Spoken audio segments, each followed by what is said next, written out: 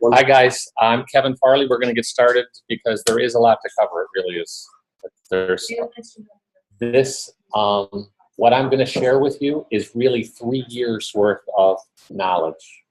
So it's very serious stuff. That it's the kind of stuff that at the end of a project, at the end of a 1 or 2 year project, you're going to wish that you did this. So I'm not trying to brag about anything. I'm just saying this is like 3 years of problems have been crystallized in this. So that's just to get your attention. So we'll quickly go through the deck, introductions. We'll talk about what is an engaging experience. The reason we're here really is the value of engaging experiences is exponential now because brands are trying to reach people on digital channels. And it's complicated to have an engaging experience. So we're going to talk about that. We'll talk about understanding how assets then plays a part in engaging experiences. And then we'll talk deeply about assets, how to understand our asset requirements, how to build asset management components, and then how we bring it all together in AEM. A brief word from our sponsors, Virtusa Polaris.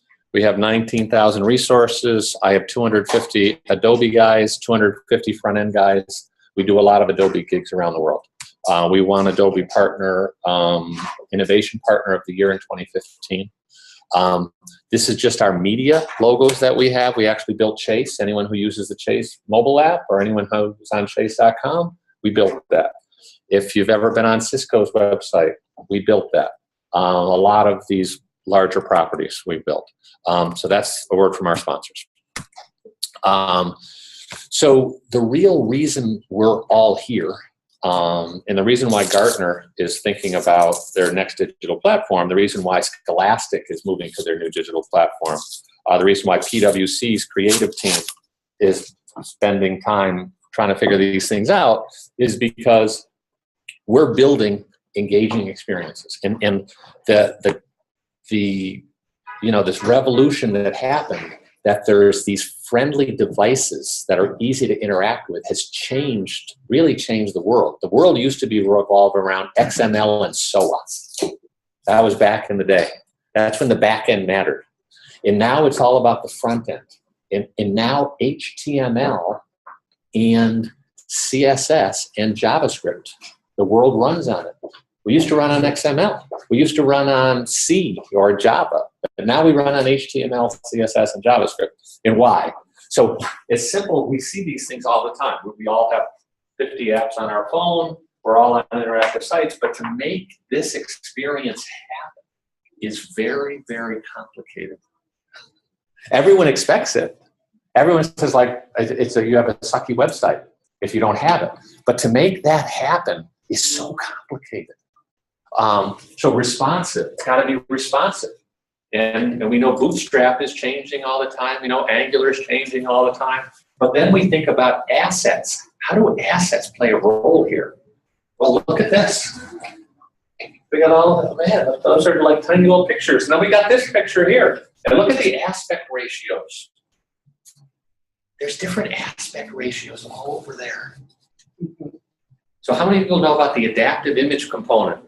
Because that's the first thing people will say, well, I use the adaptive image component. Well, you know what? The adaptive image component doesn't deal with aspect ratios very well. It's very difficult to industrialize an adaptive image component. So what we're talking about is the great digital experiences that are now table stakes. If you're not creating a great website, you suck. And if you get below a 3.5-star rating, nobody buys you, right? So this is our standard. So whether we like it or not, whether we know about it or not, the standard is you have to build a rich, interactive, responsive experience. And Adobe Marketing Cloud does that. AEM does that. But assets are a critical part of it because what is a great website? It's got great content. Because you might have a great design, but if you don't have great content, no one really wants to go back again. So great content is images, it's video, it's great copy, it's documents. So assets is about how do we create responsive, rich, but high performance content experiences in our digital channels. So that's what we're going to talk about today. So let's talk about, and this is where my approach, as Carlos knows, because we went to the previous one a couple of years ago, I'm going to teach you like how you build things. Instead of, there's some amazing presentations at the meetup. They get into like the coolest code I've ever seen, like slicing and dicing the JCR around 100,000 nodes and telling me what a different search thing is. I'm amazed at some of the people, and some of these are at who's our Valtech, for example. You know, so, some of these like fantastic programmers. What I'm going to be sharing with you today is less about programming and more about problem solving at scale, and then using the platform to solve the problem at scale. So we're going to go, just for fun, we're going to look at a couple of websites. So I actually helped build Aetna.com. We're just going to look at Bloomberg.com just because it's a great experience. I helped to build Nielsen.com, and I helped to build Time Warner Cable's Channel U experience, but we all have our favorites. I'm using this as an example that your creative teams should be giving you this as what they want built. So I don't know how many people, does everyone get this? Does everyone's creative team give them this? So you need a desktop, you need a tablet, you need a mobile. We should do mobile first, right? So this is the asset that you're given, that you have to produce. Now the thing about AEM is this is just one. Well, we know that AEM is taking to the next level. We're not just building a website. We're building a factory that can build innumerable websites. So this is just a template with components on it, and they're just going to drag stuff onto the page. So this, for example, similar to Bloomberg.com, is a news card. They're going to drag a news card on the page, and they're going to drag an image onto the news card, and then they're going to put some copy into the news card. But the news card is going to change its shape depending on its requirements. So the higher order of magnitude problem that we're solving is, when you would just build a website, then you built each page custom. Now we're building a framework that the authors, without any IT interference, are building hundreds, thousands, tens of thousands of pages. And so it's a different problem that we have to industrialize. And so the phone is an interesting example. To create an iPhone was a work of genius, but it's not valuable unless you can create 600 million of them that people can afford. That's where we're living life now, is people are consuming this. So we're building websites that we need to help our companies create hundreds of thousands of pages and let them do it in an easy way. And so it's a difficult engineering problem. So let's just look at some websites as examples, so we can really have talking points. And if anybody has a favorite, I'd be happy to go to someone's favorite site. I'll just use Aetna as an example, though. So we'll look at Aetna. So this is one of their pages here, and notice what it does. So it's going to stretch, it's going to stretch, it's going to stretch, and then it's going to break. So it's got a break point. So that's pretty normal. We're used to breakpoints. But now look at this. Look what happens to that 4-column component. You know, so here the creative dudes said, hey, we're going to have 4 columns, and now we're going to break it into 1 column. Mm-hmm. Well, I got different image asset sizes and different aspect ratios. I got a problem to solve there. That looks easy. The creative team just gave a comp. But I have to produce components that are going to do this, and I have to deal with them. So I have to deal with these problems. So that's an Aetna.com example. We'll go back here. Bloomberg is a great site. It's a pretty fast site. It actually consumes a lot of CPU, so it actually blows up your CPU. But it is fantastic. Look at all the great components that it has, and how fast it is. So it's a great example of responsive design. This is a site that we built for Time Warner Cable, and I have this here, and this has lots of video on it, and it's nice and responsive. That's East or West Coast?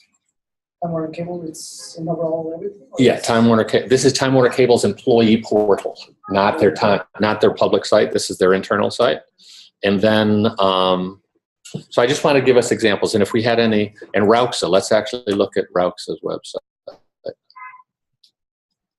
If I could get that out of the way. Do I have Rauxa? So here's Rauxa's website. So notice the use of squares. Squares have a nice aspect ratio.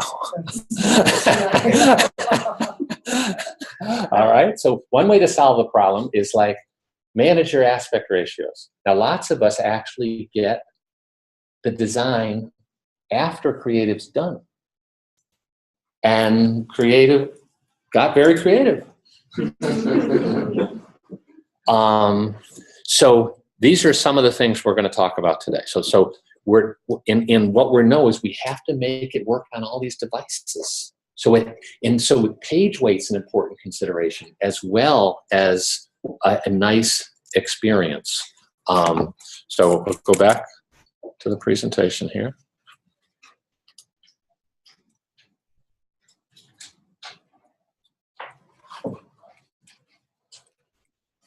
So this then drives our need to understand AEM assets. So this, I just pasted something from the website. So Adobe is getting better and better at documenting things. So I do recommend that you interact with the Adobe documentation. So there is so much to assets. There is the whole integration with Creative Cloud. That's a great value prop. What that means is, so when you're a large brand like Aetna or AstraZeneca, you literally might have 100 agencies that are working for you. And so if you can connect AEM assets to the Creative Cloud, then you can have all these external agencies develop their assets by a project basis and then submit those assets through workflow to get sent to you. So that's a great integration story. So findability. If you have assets, one of the critical problems with assets is finding them and managing them. And so if you're a large brand, you will have tens of thousands, hundreds of thousands of images, and you might want to reuse them, but you need to know how to get them. How do I want to publish an article? Well, who's the audience for the article? The article is going to be towards seniors. It's Medicare. It's a Medicare article. It's towards seniors. Is it about healthy lifestyle, or is it about care prevention, or is it about taking care of a loved one? So I need to find an image that has this kind of, is outdoors. It's a person in a wheelchair, but it's a person on a sunny day. So it needs to be a bright, be happy even though you're in a wheelchair. But so that's metadata, right? So search and metadata management is important. Workflow is important. So all of these things are important. I'm not going to talk about every one of these things, but all of these are fundamental to how AEM Assets helps brands manage their digital assets. So when we think in terms of what our problem space is for rich content, we know we need to deal with images, which are typically PNGs and JPEGs. They can be other things, but these are your typical image types. You'll actually find if you go to the product page, AEM Assets supports innumerable file formats, so it'll support pretty much any format that you need. It'll support innumerable video formats. These are typically some of the video formats that are out there now, but it also supports documents.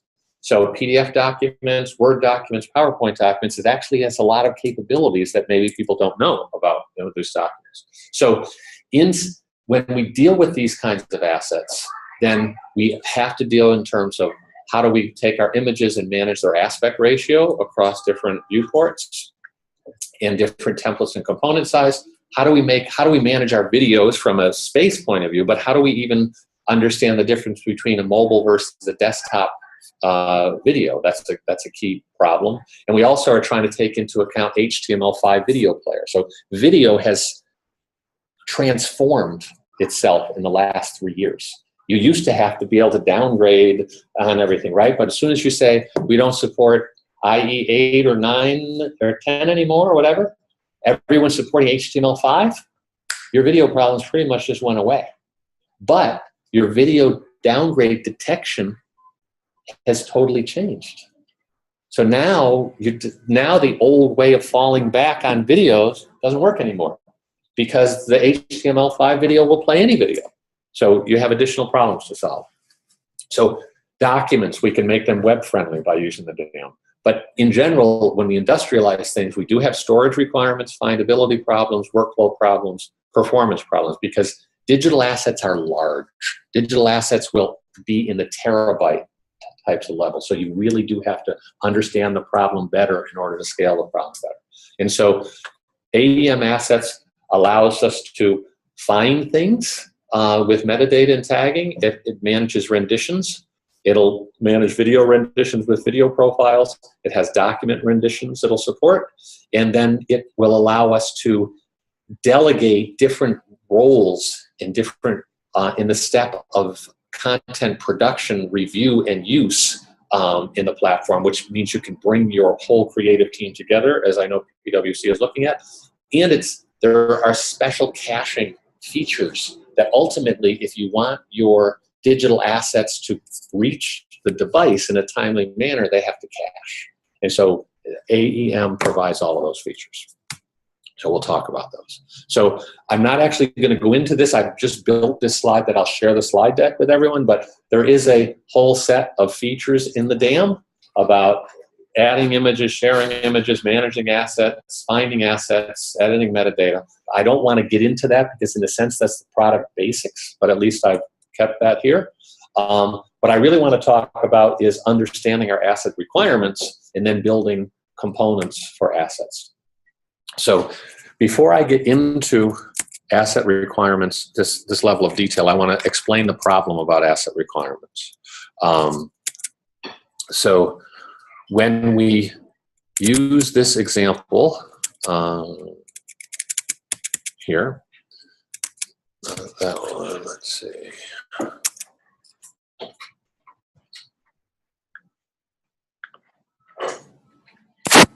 Preview, where is my preview?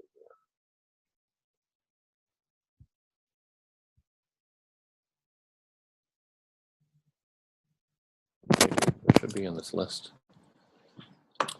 File, open recent. Yeah. So we'll use this example here as one example. I'll give you two examples. When we get this from a creative team, so what's the topic here? The topic here is understanding our digital asset requirements. So from a business analysis point of view. So creative mocks up the site. And so here we're seeing these are the size images they want to use for this component. These are the size images they want to use here. This is the size video they want with a thumbnail. These are the other video thumbnails that they want. And then they can potentially give us something different for tablet, and they can give us something different for mobile.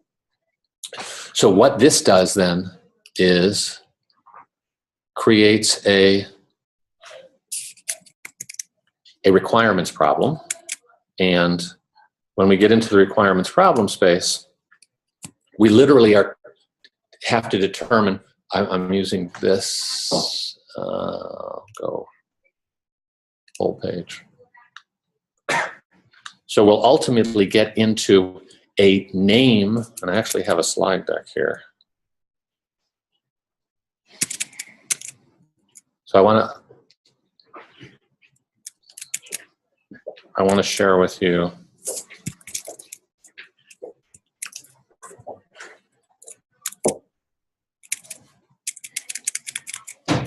a way of expressing. I thought I had it open. I apologize.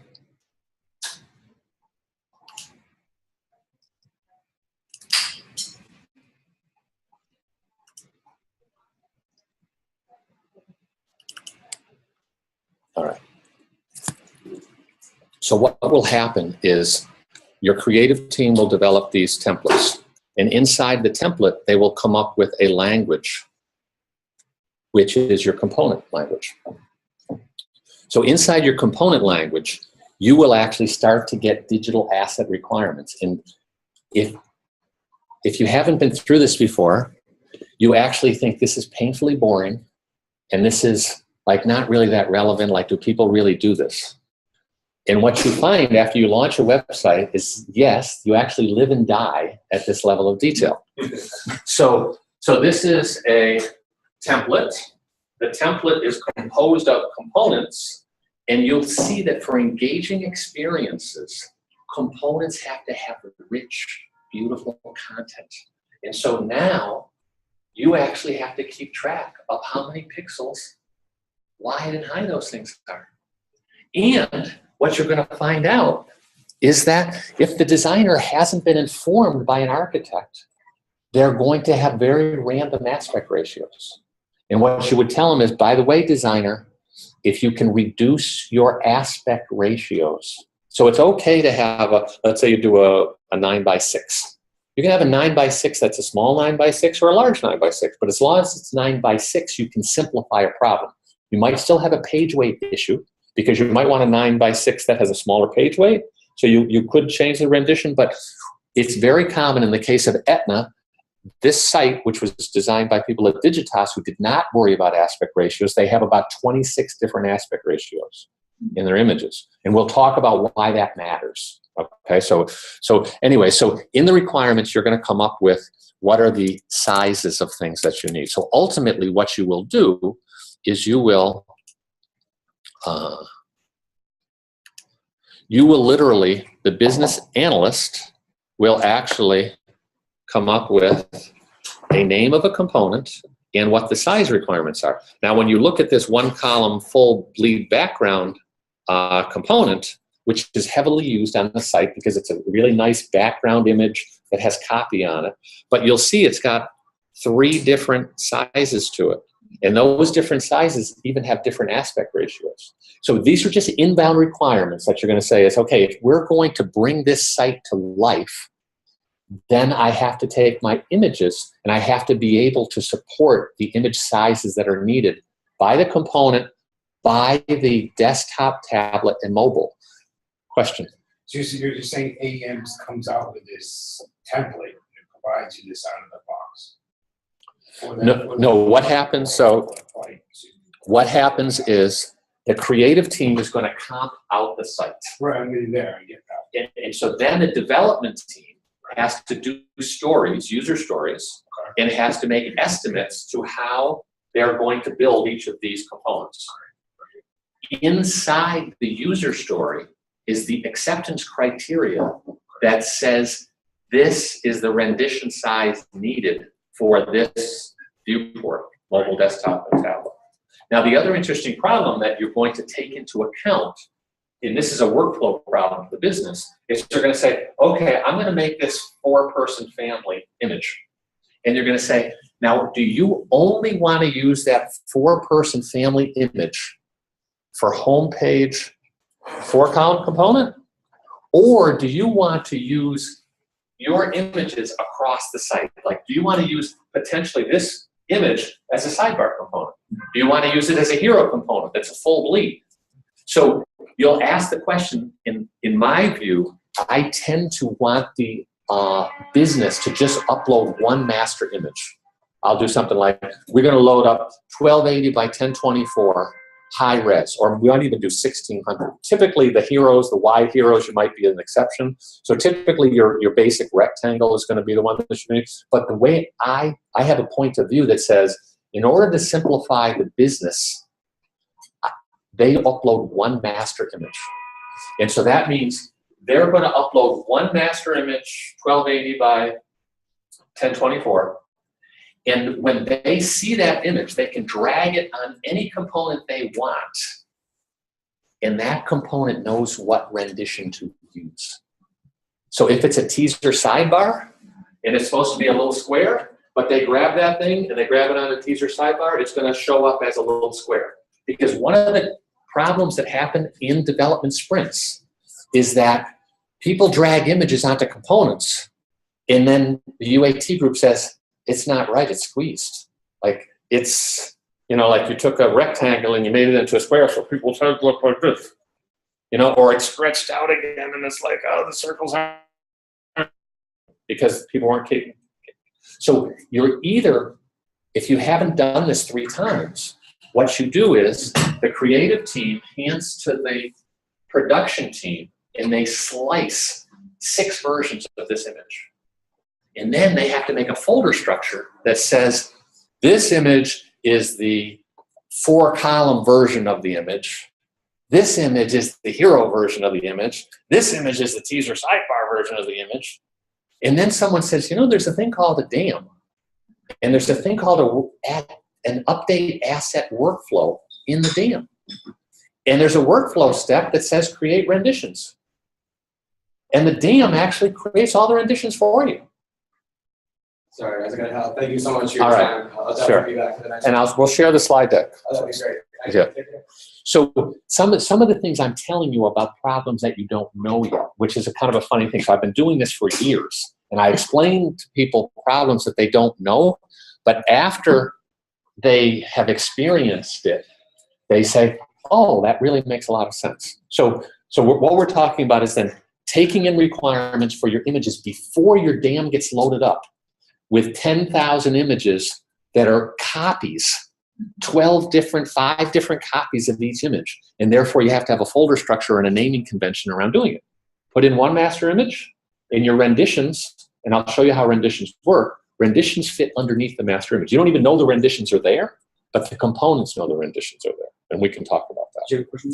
Just a quick question. Yeah, Sure. when you talk about master image, I was just curious if it could be could it reference like a Photoshop file? Yeah, sure. Could it be that? Yeah. And then that way, if something changes, if something needs to happen with a Photoshop file, then the designer updates it there and it cascades through or triggers the renditions again. Yep. So we'll talk about that when I get into the DAM workflow. So Okay, we're going to get into the guts of this question. So the question about rendition in aspect ratios, the traditional question designer asks themselves with this website, or is a new type of question because of the different breakpoints? Yeah. So it's kind of designers who have been through this and who are thinking about it. So the challenge we have is, how do you industrialize a design? And so there is a separate engineering practice of design for production. So someone makes a prototype, and then someone says, okay, you made a prototype, it cost you $1 million to make your prototype. Now, you actually want this production version to cost $150. So how am I going to take your $1 million prototype, which should be like, how do I take your amazing JavaScript, your amazing prototype website, and industrialize it so marketing team can just drag stuff on it and build 10,000 pages? So we're going to... Question was around. Yeah. Yeah, I think that help understand or getting closer to understand what does industrializing mean.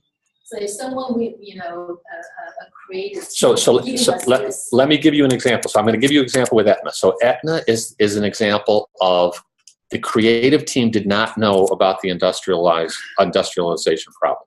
So let's look at this image right here. This image is actually a rendition. So one of the things that's a trademark of my work is everything, all images that will serve from my websites will come from the rendition folder. Nothing actually comes from the master folder. It always comes from the rendition folder. So if you look at this image, there is a 300 by 216 version of that image. Now watch what happens when it goes here. And this is a common responsive issue, right? What's interesting is in mobile, it's common for the rendition to be larger because it went from 4-column to 1-column. It's like counterintuitive because you say, well, the mobile image is supposed to be smaller than the desktop. Not always. So now the rendition is the 767 by 350. That's a totally different aspect ratio. So what happened was, in the case of the Aetna industrialization problem, is we really had more renditions than were optimal. We said, do we really need to have those very slight variations of rectangles? Couldn't you have stuck with a specific rectangle? We can still deal with it. But to take into account for each rendition, it's an extra step in the DAM workflow, which is not that big of a deal. But it's also an extra step in the component, that the component needs to understand all of these different rendition types. And I'll show you what that means. AEM right now does not support, when you drag an image, when you take an out-of-the-box image component and you drag an image on it, it doesn't use the rendition folder. It uses the master image. It uses the original. So one of the things I'm sharing with you is that you actually have to, and I've shared that I'm actually on the Customer Advisory Board. So I'm on Adobe's Customer Advisory Board for Assets. So when you use the out-of-the-box image component, it's going to refer to the master image. And the pattern that I'm suggesting here is that you should define the rendition required for each component, and when the component renders itself into the viewport, the HTML, CSS, and JavaScript work together to produce the correct rendition for that viewport. There's potentially 4 renditions. So it has to say, oh, here's the viewport I am. So you do a media query, plus you do some HTML and JavaScript, because if you just use media queries, you're actually going to download all the image renditions. So you actually have to use a JavaScript jQuery kind of event in order to pull the right one. And I know I'm getting into a little bit into the weeds. I don't want to get too crazy here. I'm going to show you why this matters. So how the different size of images, did AEM created it for you, or like? We'll talk. I'll show you this. Because my question was like, if the original image was with some aspect ratio, how did it change the aspect ratio? We'll show you that in the demo. Yeah, I'll show you that. But notice that designers are commonly giving us these kinds of things. See, look at this image here. So the other thing is, if you could influence the designer, you could say, please reduce your aspect ratios. Lots of times we get this after the client has signed off on it, right? The designer did it, the creative team did it, these are the comps, these are got signed off, right? So look at this, look at the aspect ratio. So this aspect ratio is different than this aspect ratio, which is different than this aspect ratio. More than aspect ratio, what you'll notice here is that this hand is cutting off. Exactly. And so it's not really an aspect ratio. What they want to do is they want to show different parts of the image. And recently, there's some new HTML tags that came up, right? Which is image sets. Right? You can talk about image sets. I'm not going to, but that's one way to solve the problem. But this is the other piece of the problem, is that, and if you do research on this in responsive, this is called the art director problem. So what happens is the art director is inclined that when you let's use Etna.com as the example. The art director is inclined to crop differently depending on the size of the image. So let's look at this one here. I didn't preview this, but let's see what the crop is on those two people. See the crop? It's closer.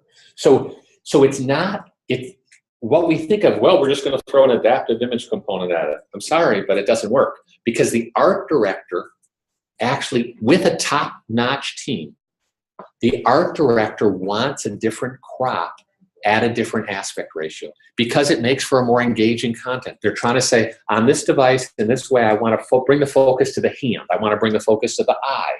Sometimes they cut off heads. It's like what you cut off. If you go to Bloomberg, you'll see that on one thing, you're seeing news people go in line to the Brexit poll and a large image, and when you bring that down to mobile, they cut off the heads to say these are people going to the exit poll. But the art director did a different crop. And it's a normal problem for world-class experiences. And we can support this with AEM. And I'll show you how in more detail. But mainly what I'm helping you just to get into your head is that the creative team is likely going to throw multiple renditions at you. And you have two choices. You can actually say, I need a separate asset for each rendition. And you say, that's the creative problem. You're going to throw 10 creatives at it, and you're going to create 10,000 images that are really 1,000 images times 10, because they have to be different sizes and different aspect ratios. Now you have a naming convention problem. It's like, oh, and then we got to go find the image. Just think of an author. Now the author has to say, well, am I finding the 3-column version of the image? I got to find, Jeff's head. But depending on the component I'm dragging Jeff's head into, I got to find the 3-column component version of Jeff's head, or I got to find the mobile hero component of Jeff's head, or I got to find the desktop hero of Jeff's head. So one of the things from a business analysis point of view is you say, dudes, do not start slicing and dicing multiple versions of the same image. Give it to me as an inbound requirement, and I'm going to make AEM do it. Right now, we get the image and we say for an art director in Seattle, for example, and then somebody in Florida will get the same image and they want us to focus on different parts of the image. Right now, we would say we would get multiple copies of that image after 1,000 emails, and after the email chain to the designer and then to the front-end dev team, the correct image would then be different even on each tablet, mobile, and depending to each community we're trying to do. That's the personalization effect that we're focusing on. So I'll show you the pattern. I won't say that I can solve all problems, but I can show you the pattern and how AEM can support many ways to solve this problem. And so this is mainly what I'm establishing a need state right now. People don't realize that they need to understand image renditions. I'm showing you that you probably do need to understand image renditions unless you're running a Rauxa website that uses squares. Because if you use squares, then you have no problem. We actually use image sets. Very good. I'm just teasing. Image sets, by the way, I was teeing that up. Are you guys familiar with image sets? So recently, now all the latest browsers have the ability to determine your browser size, right, and the device that you have. And to solve the problem of art directors wanting different versions of the image, not different sizes of the image, but actually different images based on the device, use image sets. So for every particular content type, you have 3 different images that you put in there, physical different images. And you can do that with image sets. So when you're on your mobile device, you might get a completely different picture than when you're on a tablet versus desktop. And image sets allow you to do that. Does that cover gradient? Anything, because you're physically changing the actual link to that image, right? So you could say, with this tablet, I might have an image of a boy versus an image of a girl. You know, you can program it to do whatever you want it to do. And I'll show you the pattern that's available in AEM, which may also be able to leverage image sets, but there's a pattern. Mainly what I'm trying to share for you is that AEM is an industrialization platform that if you know how it works, you're going to solve significant problems that could cost tens of thousands of man hours. And you just say, oh, now you do have to solve the problem up front. You have to solve it by establishing your requirements. So the way you solve this problem is you establish the requirements that, oh, I have to systematically document every single component, and I have to systematically document the rendition requirements for each component. But if you do that, then you can let the platform solve for that. And then I'll show you what we mean. 6.2 or 6.1? This is standard in what you're talking about. But it is. Your life is a little bit different because you have Scene 7. But still, if Scene 7 will do dynamic renditions, but ultimately I do think from a brand management point of view, this is still the pattern that I would use because it's all about the director's, the creative director's cut. So this is still applicable to Scene 7. We would still use the DAM, and then we would post-process the images into Scene 7 from the DAM rendition processing. But some of these it would be a detail. So we'll get back to the presentation. Mainly, I'm establishing that there's a need state for understanding what your rendition requirements are.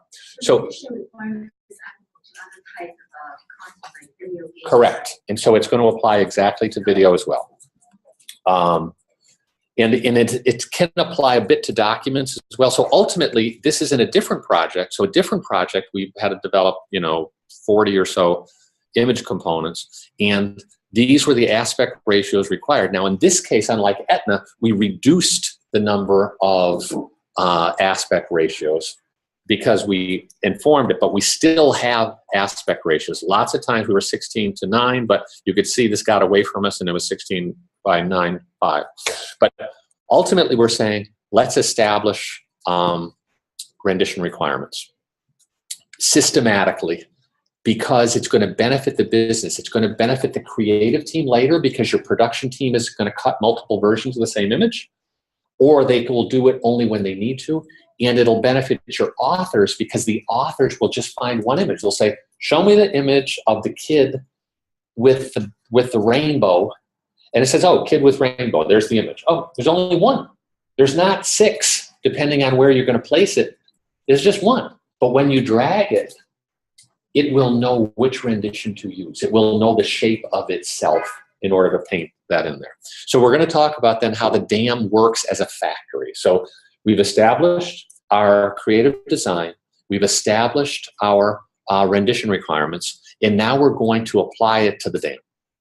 So the DAM is a factory. And it's actually a very complex factory. And it's a factory that, depending on how many assets you're going to place into it, it's going to chug along. So how many people have put in, 10,000 assets into the DAM? Anybody here? Or thousands? Okay. If you were to do that into just a base instance of AEM, you're going to lock that system up for a couple of days. Now, if you're doing InDesign files or you're doing Photoshop files, you're going to lock that system up for weeks. So one of the things to realize is this is a factory, but a factory has to be managed. It means you need enough CPU, you need enough memory, you may need enough instances. So sometimes you'll schedule things to work at night, or sometimes you'll say, business, I know you only bought 1 license or 2 licenses of AEM, but if the amount of workload that you have to manage all of your digital assets, it has this much CPU and memory requirements, so we're going to need more licenses or we have to load images on weekends or something like that. That there is literally just a cost of processing images and video and documents, and we'll talk about that. So the DAM is a factory.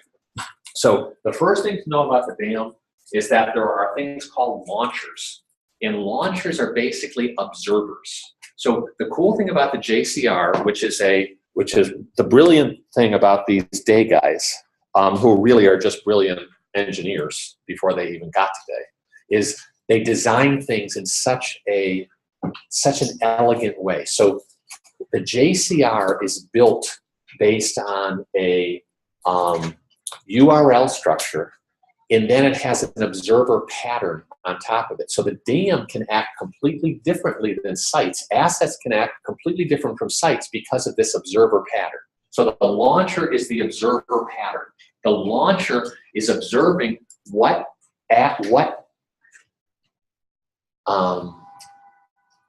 asset or what file got placed in what URL. And depending on what file got placed into what URL, it will then launch a workflow that's appropriate to that. We'll talk about why that matters. And then it has workflow. So when you put, even out of the box, when you just double click the jar that you downloaded from Adobe, and then you upload any image into the DAM, into any folder in the DAM, it's going to run a workflow. And it's going to create 3 renditions automatically. And the renditions that it's going to create are the ones it needs for you to use the product. So it's already creating renditions. The product is rendition aware. The components that they're giving you out of the box are not rendition aware. And that's a lack in the product. And I've told that as a customer advisory board member, that they should make their components rendition aware, because that's what the DAM is for. And so that's being put into the roadmap. So there's workflow that we're going to talk about, and workflow creates renditions, but renditions live in the DAM. Renditions come with the DAM. It's just people don't know about them. So this is the goal of this conversation. So inside our workflow, we're going to talk about metadata extraction. And metadata extraction is relevant primarily for photos. So photos, Adobe actually was great about the EXIF standard. So Adobe has helped all the camera makers build metadata into their photos. And remember, because that is such a wide, there's so many freelancers and there's so many photo agencies out there, there's additional metadata that a photographer can place into the photo. So when you use Lightroom and when you use other things. So professional photos have tons of information in them, in the metadata. And the DAM understands it perfectly. So it takes the metadata that's in the photo. So if you're working for Reuters or you're working for, some news outlet, any media outlet, the camera is telling the location of where the photo is. It's telling the settings of the photo. It's telling author of who the photographer was. It's telling what camera it was, but it can also add additional information that the bureau may require them to have. The DAM knows how to extract that. The DAM also knows how to put that metadata back. If the business, if Bloomberg consumes a photo and Bloomberg wants to add additional tags to the photo, the metadata that they placed into it will be placed back into the photo. And the reason it's relevant is because as that photo moves around, then it has metadata inside it so that people can find the photo, people can manage the photo, people can do digital rights management, people can do expiration management, nothing like that. So metadata extraction is an important part of DAM workflow. And then renditions are an important part. We'll talk about that. Image renditions, video renditions, document renditions. And then there's post-processing. Caching is an important part of digital assets, right? Because digital assets are going to take up terabytes of data. So what are you going to do after it's in the DAM? First of all, you might even want to do the workload somewhere else. So there's a way to move workload around in the DAM and distribute workload across different instances of AEM. And then post-processing, you might want to upload it. You might want to move it to YouTube. You might want to move it to a content delivery network like Akamai or CloudFront. Or you might want to move it to just a folder structure that you keep on your NAS or something like that. So there's post-processing and workflow. So we'll talk about that. So inside of this basic product capabilities, you'll actually run into certain problems. So if we just use the out-of-the-box DAM in our first project, the first thing we would find out is that the image component doesn't know about renditions. So we have to work around the image component's lack of rendition awareness. We need to realize that adaptive images, it's kind of cool, it sounds cool, that you can drag an image on the page and you drag the image into the adaptive image component, and then you make a servlet, and the servlet will then, squeeze the image together, but you'll find out that the development team is now controlling the digital asset. And how many brands want developers to be controlling the quality of their digital asset? That's not, I don't recommend it. Sometimes you get away with it, but it's not a recommended approach. The brand typically wants to control the asset, and particularly as you were talking about for Verizon, it wants to talk about the particular size and the place. And so I would recommend not having developers control image assets. And then dispatcher, how are we going to manage dispatcher? Because dispatcher is our first level of cache, and there are special problems with dispatcher folders because the master image lives in this URL. The renditions live underneath the master image. So your master image is going to be /content /etna /content /dam /etna /individuals and families /health /image name. But the renditions live beneath that with a /jcr /renditions /something else. The reason I'm telling you this is you'll get this weird server error. And the server error says, I can't write images to the rendition component because there's a folder blocking me. Because you can't have both a master image and a rendition subfolder in the same URL. So I'm describing a problem so you'll see, wow, dispatcher's not caching my renditions. Dispatcher's trying to write to the JCR folder underneath the image, but the image is there.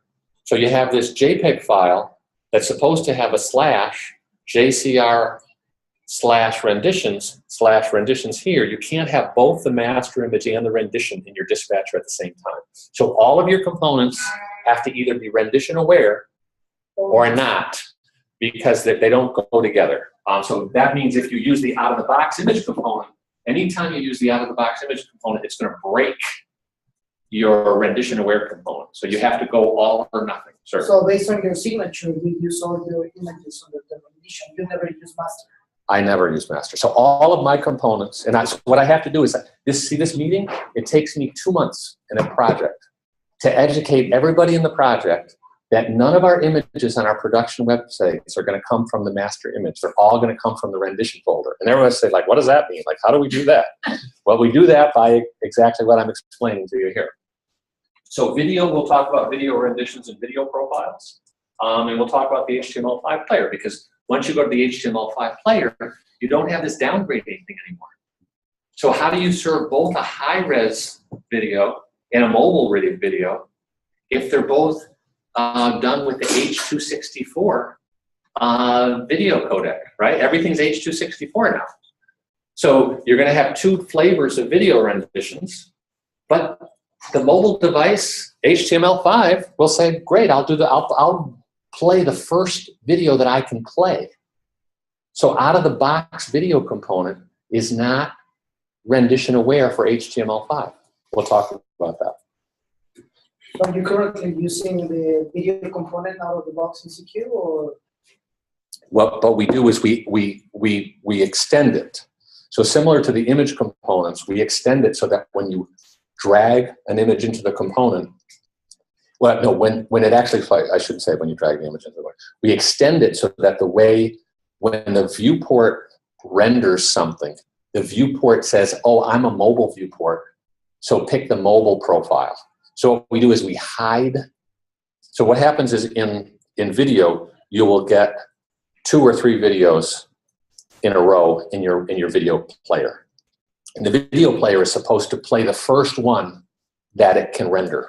Mm-hmm. The problem is if you put your high-res video and then your low-res video, the mobile device can play the high-res video because it's an HTML5 H.264 codec, which now the HTML5 player plays it. So you have your large video that got downloaded for a mobile device. So it's a problem that's not intuitive until you actually realize that once you go to HTML5 and H.264, then you have to extend the video component to say, if I'm a mobile device, I need to do a media query to pull my mobile video profile and not my desktop video profile. And I'll show you how that works. And you also have to deal with dispatcher caching, because the other thing about HTML5 video is that when you get an HTML5 video on your browser, it starts to stream. So you don't get an HTTP 200. You get an HTTP 206. And when you get an HTTP 206, the dispatcher doesn't know how to cache. So you'll find out that my videos don't cache. So you have to work around the problem and tell the dispatcher to cache, to always cache. So I'll tell you how we work around that. The DAM also supports making sub-assets. So when you drop a Word document or a PowerPoint file or a PDF into the DAM, it actually pagifies those things. It does page-based rendition. So that means you can do page previews on your device. So someone can drop a Word document or a PowerPoint document into the DAM, and you can have a component, and you can actually do a page preview right on your device. And it'll be served right from the DAM, right from your dispatcher. So it's really, the power that's in the DAM is amazing. And so, as I said, what we need to do is when we get to InDesign files and we get to Photoshop files in particular, there is a workload that's put onto the bench. So it's an enormous amount of CPU. And there are, companies who are using thousands and thousands of InDesign files and Photoshop files, and they need to do the correct scale sizing of how many AEM instances they need to do that processing. So in your case, you likely need a dozen AEM instances or something. So there is a sizing process, and Adobe documents it somewhat reasonably, but and there's also a job offloading architecture that you can leverage. But one of the first best practices I will mention here is the first thing you should do is disable. The very first thing you should do on your project is disable the default update asset workflow step, because you need your own custom update asset workflow step. Because if you just use the out-of-the-box one, the out-of-the-box one is going to generate all of these crazy renditions, and you might not need them. So videos, for example, is going to create 3 huge video renditions, and you probably don't want those renditions. It's going to create all of these different documents, sub-assets, and that's an enormous CPU and disk space issue, and you probably don't want those either. So the first best practice is disable that and customize it according to your needs. So now let's go through some examples. So we'll go through examples of how the dam works. So I will go to an instance of the dam. And we will try to keep that. So here is AEM, and inside of AEM there is tools, there's workflow, and then there's also, I'll use the old-fashioned version of the dam. So we know that there's a sites tab, and then we know there's the dam. So here is the folder structure for the dam, and as we know, we can just place things inside of it. So I'm trying to. Just a quick question. So Sure. is this the full dam? Like, is this the full license to AEM Yeah. Assets? Yeah. Okay. Yeah. Mhm. So, I mean, that's, you wouldn't be able to do what you're doing without that, right? Is that, Well, because they do have so a core dam. yeah, there is. I still haven't figured out the nuances in 6. They're trying to separate out sites and assets. And I haven't figured out exactly how that licensing works, because I think pretty much most people are buying assets and not sites. So We did the exact opposite. Like at PwC, we have the license for AEM sites, which includes a core dam. Mhm. But then, you know, they're trying to sell us on AEM assets, and we're not sure like, if it's necessary. it's kind of a new SKU. What they're doing is they're trying to create more revenue opportunity. They are investing in it, but I don't really totally understand the difference between what do you get in sites that you don't get. So because so far with 5.6, you've got sites and assets together. And all of my clients in 6, and I have clients in 6.0, I have clients in 6.1, and I have clients in 6.2. They all have sites and assets. So that's a question that even I have, that if you don't buy assets, what don't you get? So let's use this as an example. So here we have an example. So what we know is in the dam is an easy way to place digital assets. So images, videos, and documents.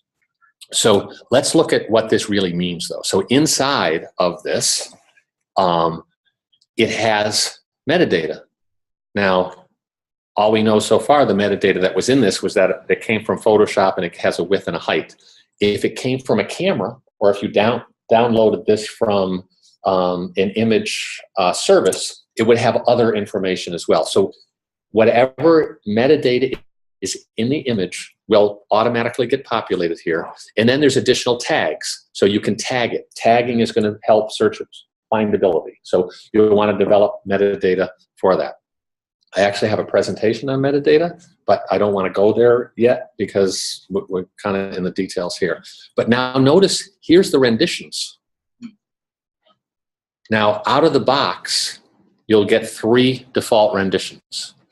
CQ5 dams, 3 renditions, because the product wants to use these 3 renditions. But if you're going to program additional renditions, then these are the renditions that we've programmed in, and I'll show you these, how we did that. So inside, so let me show you, the dam supports renditions. So let's actually go to Content, Dam,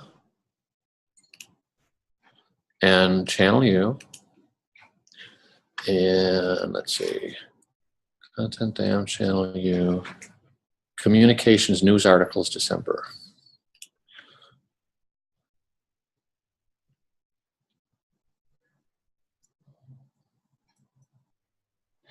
Content, Dam, Channel U, Communications, News Articles, December. Now notice this. So notice that we see this Rachel Welch, but notice there's a plus sign. All right. So inside there, we see, here's where the metadata is, and this is the XMP data, but here's the rendition folder.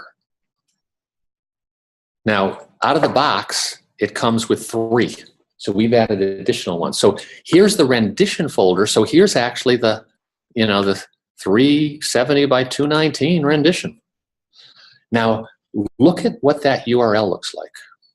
And I know we're getting kind of a little bit into the weeds here, but this is ultimately where your developers live. So all of your defects, all of your UAT, all of your acceptance criteria is going to get into this level of detail. So I have this Rachel Welch JPEG. And so if you use the default image component, the default image component is going to place the file Rachel Welch 970.jpg in the file system.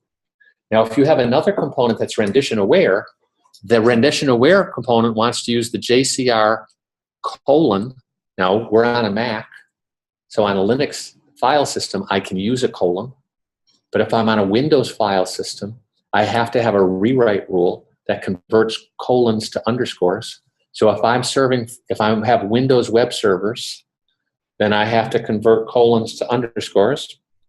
But you can see now, it's going to see that this rendition 370 by 219 lives underneath the Rachel Welch 970 JPEG file. So the dispatcher cannot have both the master image and the rendition on there because it will block the file name.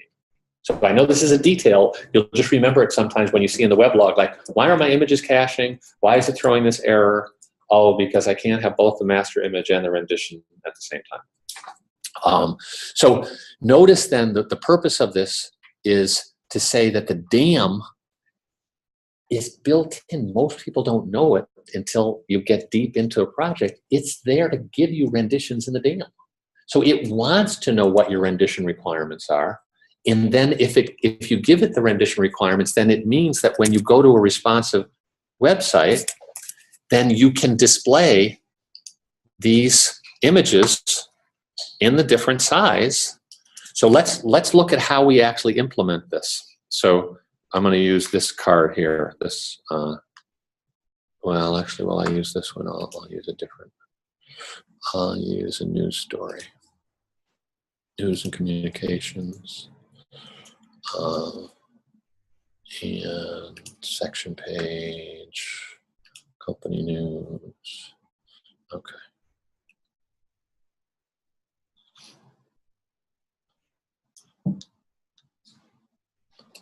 So here we have, this is using the renditions 236 by 140. So notice that if we go to the DAM itself, when someone drops an image into the DAM, in my DAM, they're actually going to be programmed for building all of these different flavors of renditions. And so when there's only going to be one version of Rachel Welch, and the DAM workflow has been programmed to make all of these size squares, all of these different rectangles. And so now we come to the creative team, and the creative team says, you know what? I don't want that aspect ratio, or I don't want that crop for that aspect ratio. When I'm using, so let's use a different image so that we can find something that makes sense here. So we'll find an,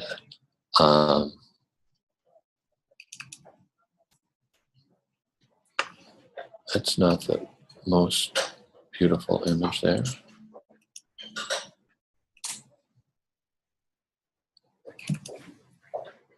Okay, so notice here the different kinds of cuts that are taking place. So when we get to a creative team that wants to have a different crop, which means that, hey, I know that these two people can get placed in here, but they could actually say creatively for their mobile experience, when you have mobile, they could say that I really want the focus to be on this device. So they could actually make a crop that actually cuts off the heads, and they put it here. In the DAM, you can do that because all you have to do is delete the rendition. So you select the rendition, you delete it, and then you upload a new rendition. So instead of the dynamic adaptive image component making renditions on the fly, the creative team can look at the brand and can say, these are the approved renditions for the viewport size. And so they can still make their director cuts, but they make their director cuts and they place it in the DAM as a rendition size. And then the component knows that, oh, for that rendition size, I use this one instead. So this, I think, connects back to the image sets, because if you place your image sets here, then the component will load the assets from here for the image set, and your viewport will know that it's doing it. Now, let's remind ourselves why we're getting into such excruciating detail about renditions. So if we go back to Aetna.com, we'll recall that here we have this square, but when we go responsive, that square goes to this rectangle. And we remember that international, look at international. International goes to that, or this carousel, this is a hero carousel. So the hero carousel is going from this. So here's a person, here's a bike, right, and the steps. But when you stretch it out, it's now going to something different, right? So but the DAM does all that for you. So instead of you having to have 5 different images with different names, you just say, please tell me what the requirements are. Don't place the images into the DAM until I know what your requirements are, until I know that I can program the DAM. So let's talk about how do you actually program the DAM. All right, so let's look at the workflow. So we'll go back here. We'll go to models. And so here is the DAM update assets. So this is the workflow that you should disable, by the way. But we'll select it, and then we'll edit it. So out of the box, you're going to get a workflow, and the workflow knows that it's going to create cut sub-assets. It's going to do metadata processing. It's going to, here is my rendition step. So I've added an additional step for channel U image renditions, and let's look at this process step here. No. It's not letting me edit it. So let's see what we're doing here.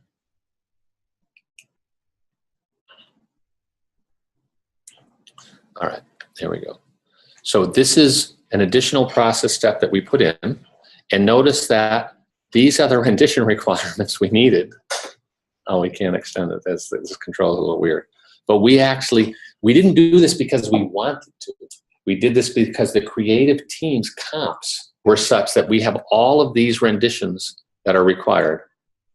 So that way you can drop in one image and the DAM will create all these other renditions for you. Now there's other processing rules for renditions. There's a detail about how you're going to crop. So if you're going to, if you're given a square image and you need to make a rectangle, you need to have some business rules about how you do it. And if you need to have a rectangle and you need to make a square, you need to have some business rules about it. So there's certain things about cropping, and there's certain things about math. So I won't go into it in detail, but there is basically what you want to do is you typically want to resize first, and then you want to crop the leftovers. So there's a principle on how you do it. So you don't want to stretch an image. You want to do it in a certain way. But I'm not going to go into the detail about how you create renditions. Some of it you would find out by doing. In addition then to the image renditions, there's Ffmpeg renditions. So Ffmpeg is a video codec that creates videos. It also will create thumbnails. So if you drop a video in the DAM, then the video will process it, and I'll show you about the video processing steps. And then if you how does it know to create a thumbnail for a video based on which frame? If your initial frame is blank, it will default. But what you can do is it's also a rendition. So videos also have renditions so that you can replace it. That you can replace it, but automatically if you want to create one, and if your first few frames are blank or something that you don't want to have it, so it's, how would it create, right? It will create the first few frames, right? Well, this is something, so you can give it index steps. So you can do a count. So I don't know the inputs to this component, but it's a design problem. You will try to develop a common standard pattern, but then you want to do in your workflow for approval, you'll want someone to approve your Right. thumbnail renditions, and they can always replace the They can thumbnail do that. rendition. Just override. Yeah. But the one point that's very important here about so thumbnails are interesting too, because thumbnails, you likely want to have JPEGs for, and other assets you want PNGs for. So you want to manage your PNGs and your JPEGs in order to optimize your page weight. But the Ffmpeg is where the transcoder is. So this is also identifying which video profiles you're going to be using, and we're going to talk about video profiles. So you can place a video in the DAM, and if you just use the default out of the box, it's going to create 3 humongous renditions that you probably aren't going to use and you don't know about. So if you turn that feature off until you know what video renditions you really do need, then you create video profiles, and I'll show you how to create video profiles, and then you place those video profiles here, and then this is the video that are created. So what you can also tell a team if you do have a project that has video, you would tell a team to just use some sort of standard. Don't have them over-engineer the transcoding, because you can say, we're going to automate the transcoding in the DAM. So just give us a standard process here, and then in the DAM we'll say what our bit rate's going to be, what our frame rate's going to be, what our rendition size is going to be, and which codec we're going to use. You can do it all in the DAM. And so that way, sometimes teams over-engineer things, because you're ultimately got to create renditions anyways. So they're not creating the renditions, you're creating the renditions, and so you want to have the business rules here.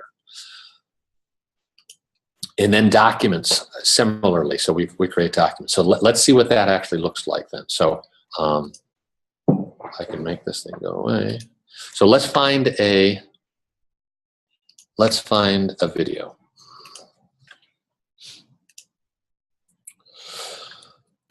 So here's a video, and here's an 88 meg video. And so you'll notice that out of the box, it does provide you the CQ5 thumbnails, basic ones, but then we've added some other thumbnails, and we've added, here's ours, we're using JPEGs, and then here is our video renditions.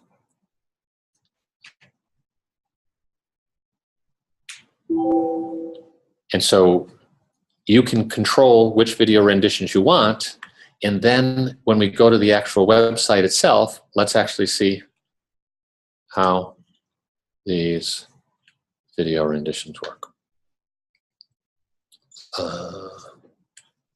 So here is, let's reload the page.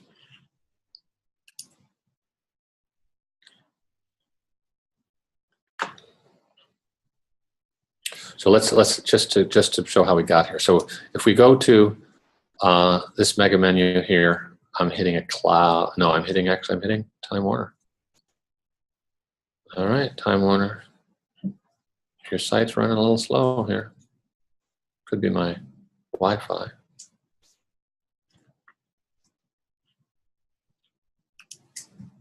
Okay, we'll load the home page.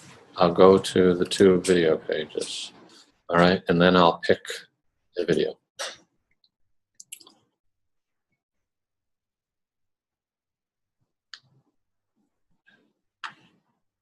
I wonder what's going on. This was just working.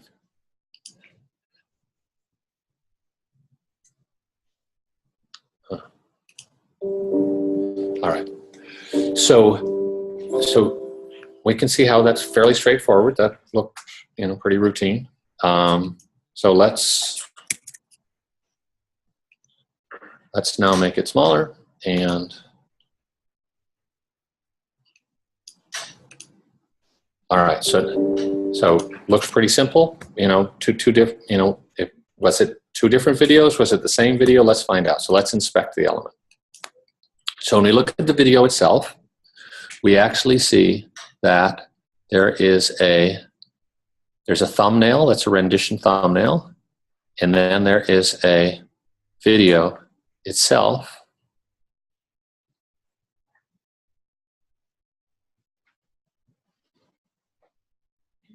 where is my video in here?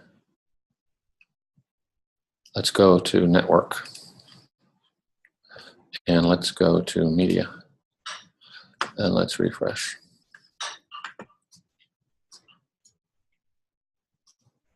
All right, here we go. So notice that I'm picking up this IEHQ MOB. So that's the mobile video. And notice the 206s that I'm getting. I'm not getting a 200.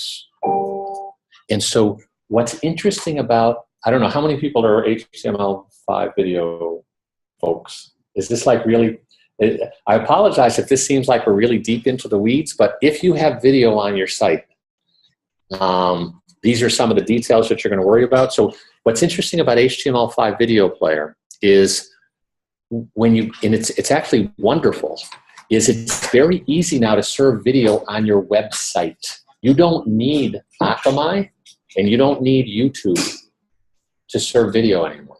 You can probably do, depending on what size server you have, you can probably do 400 video streams simultaneously on any average web server without Akamai, without YouTube, without Bright Cove. And why is that? Because the HTML5 video player and the H.264 codec allows videos to start streaming and they play while they're streaming. You're not downloading the video. So that's right out of the box with the HTML5 player. So the reason I'm saying this, I'm not trying to get too detailed, but the 206 response code that you're getting means streaming has started. So the video, what you'll watch is if you look at your web cache, you'll actually see that your MP4 file is growing. This is a 90 meg file. It's only downloading 1 meg and it starts to play. So the detail is if you can get those videos to your web server, they're going to play very quickly. The problem is they won't cache because the dispatcher only caches something that has a 200. So if you have a 206, it says, oh, I won't cache that thing because I didn't get a 200 message. So you have to write your own observer pattern to make sure that when the dispatcher asks for a video and that the dispatcher actually gets a copy of the video written to the file. But mainly what I was talking about is notice this is the HQ mobile video. Let's make it larger now. And let's reload the page. And let's see what video we get.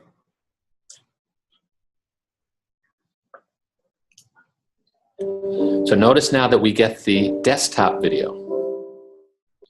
Now this does not work out of the box with the Adobe video component. It's humbling. So what you would normally do is you would follow the instructions from the Adobe website and you would learn how to make video profiles. You would experiment with getting the right video profiles and you would develop 2 or 3 video profiles. And then you would configure the video component and you'd go into design mode and you'd say, these are the video profiles to use in my video component.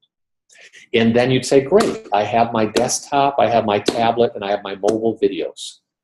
Awesome, like, look at me, I solved this complex problem.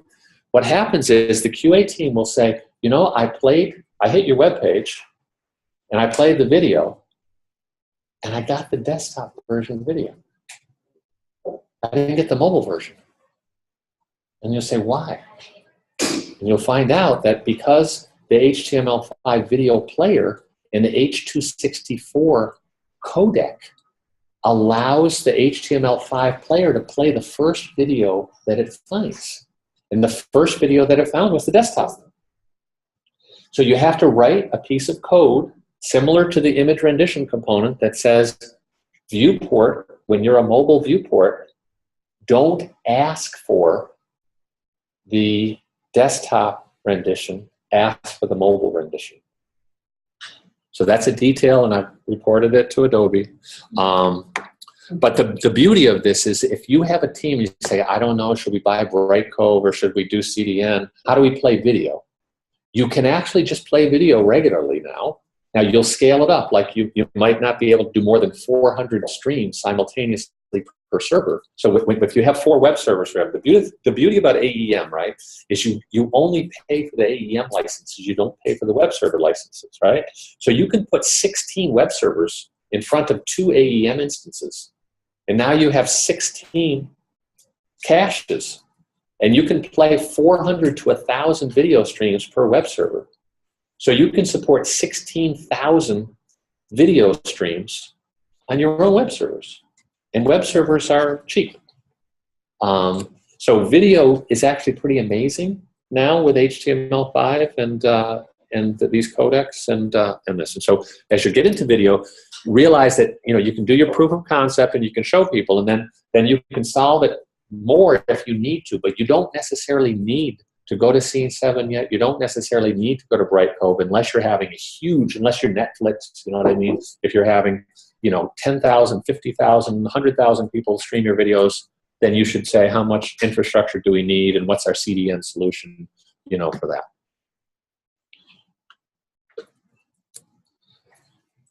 So then we talk about what these components look like. So we've explained the problem that we need to be rendition aware. We've explained that in the case of video rendition. So let's look at, we talked about image renditions. I will try to wind this up here. But let's talk about video profiles, and very briefly, I'll just get to talk about video profiles. So if I go to Tools, if I go to Assets, if I go to Processing Profiles,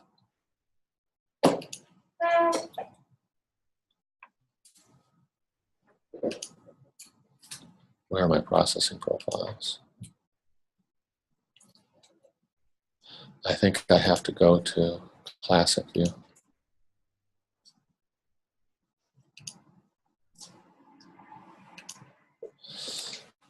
If I go to Classic View and I go to Tools and I go to DAM.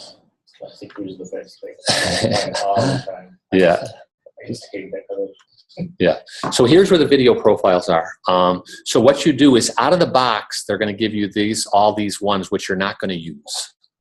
And ultimately, then we created the desktop and the mobile one. So Ffmpeg, that the video translation thing, does it come with AEM now? you have to install it. You have installed it, right? Yeah. Still you have installed it. Yeah, you still have Why to. they cannot just put it in the... I don't know. But I agree with you on that. So anyways, here's what a video profile looks like. So you actually can create the extension that you want, you create the MIME type, you create all this stuff. And the important thing is bit rate, frame rate, and output size. That'll control the size of it. And once you create the video profile, that just means the profile is ready to use by Ffmpeg. But you create the video profile, you have to then go to your DAM, and you have to put that profile here. You have to install Ffmpeg. And then when you drop a video in here, then your profile is going to get created here. So this is the, and so we made a mobile version, IEHQ mobile. So this is the mobile version of the video, which means it's a slightly different bit rate and slightly different size. And if we do the desktop version of it, so here is where's the desktop version? Here's the desktop version. So you can see that's bigger, right? So it's just a bigger video because one's for mobile, one's for desktop, which is that. So we talked about image renditions, we talked about video renditions. Document renditions also are part of the DAM. And so if we find a document. Question, for these examples, your videos are in AEM, right? Yes, the videos are all in AEM. So I create the first I document what are my requirements. So usually the business is going to say, like, these are our requirements for video. Lots of times, like for you in Mexico, I'm sure they're going to have thousands of videos. So you're going to say, what are your processing profiles that you want? And you can show them how you can optimize.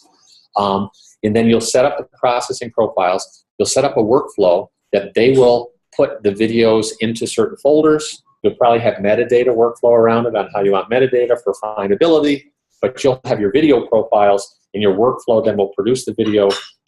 You'll produce your thumbnails, and you'll likely will have an approval workflow process step, but you're likely going to need post-processing steps that you're going to add, because you're probably going to move those videos somewhere else. You're probably not going to let them sit in your AEM repository. You're probably going to move them somewhere, and you may move them into a CDN, and in your case as well.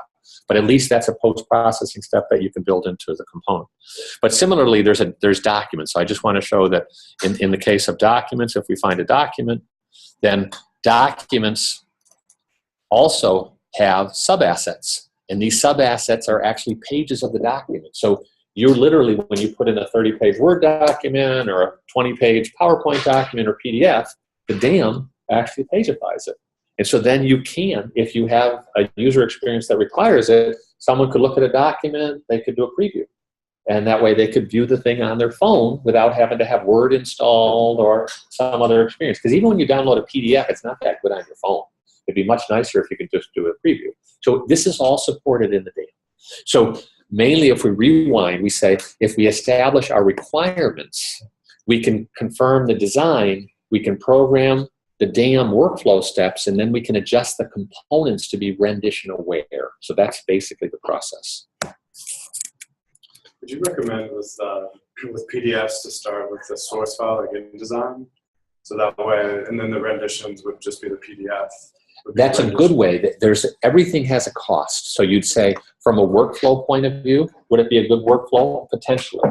Then you'd say, from a CPU processing point of view, do you want to use your AEM servers for that CPU? And now they will host InDesign servers, so the DAM will work with an InDesign server.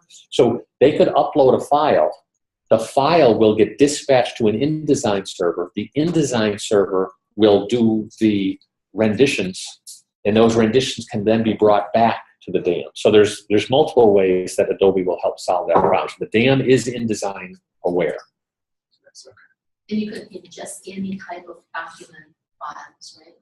Well, so there's a web page that says what document types are supported, but I at least Word, InDesign, Photoshop, PowerPoint, PDFs, those are all supported.